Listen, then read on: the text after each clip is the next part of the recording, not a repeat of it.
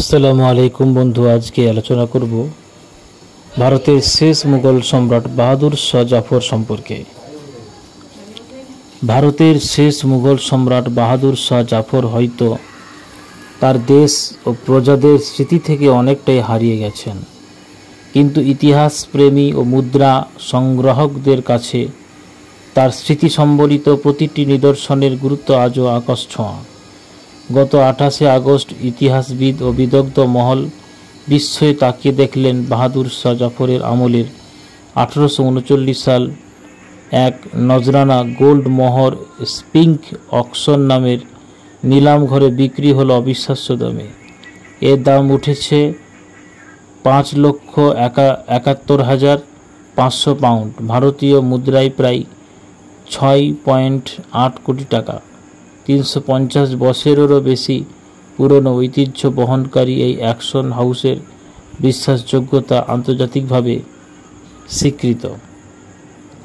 বাহাদুর শাহ জাফর বা দ্বিতীয় বাহাদুর শাহ 24শে অক্টোবর 1775 থেকে 7ই নভেম্বর 1862 তার জীবন। ছিলেন ভারতের শেষ মুঘল সম্রাট। তিনি কেবল এক বিলুপ্ত সাম্রাজ্যের প্রতীক ছিলেন না, বরং ছিলেন জনপ্রিয় নেতা, সুফি মননের কবি এবং ঔপনিবেশিক শাসনের বিরুদ্ধে সংগ্রামী স্বাধীন চেতা ব্যক্তিত্ব।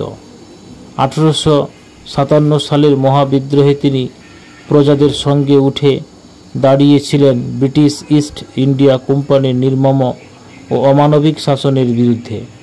এই বিদ্রোহ মাত্র কয়েক মাসেই দমন করা হলেও সম্রাটকে এর জন্য চরম মূল্য দিতে হয়েছিল। তার পুত্র নাতিদের নৃশংসভাবে হত্যা করা হয়। তিনি নাটকীয় বিচারে কোনো ন্যায় বিচারের সুযোগ না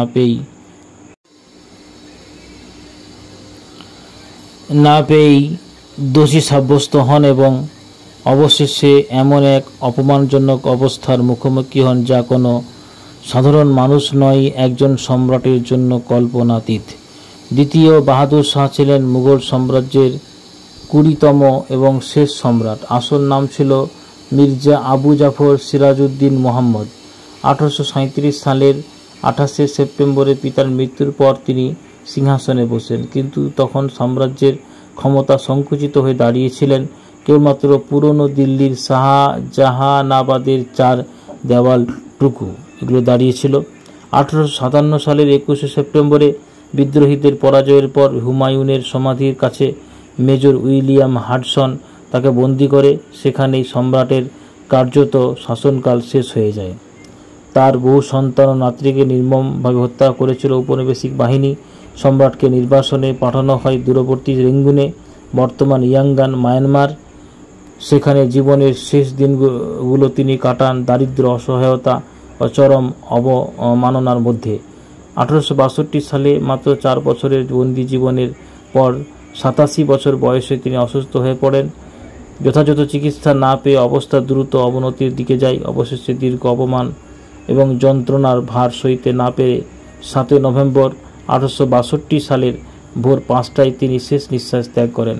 কিন্তু মৃত্যুর পরেও তাকে মর্যাদা দেওয়া হয়নি। দুপুর 4টের সময় সমাধিস্থ করা হয়ে গোপনে সম্রাটের জানাজায় উপস্থিত থাকার অনুমতি দেওয়া হয়েছিল কেবল 2 জন পুরুষ আত্মীয় ও এক মৌলভীকে। ব্রিটিশ রাজ ইচ্ছাকৃতভাবে তার কবরকে অজ্ঞাত স্থানে রেখে দিতে চেয়েছিল যাতে তাকে ভুলে যাওয়া যায়।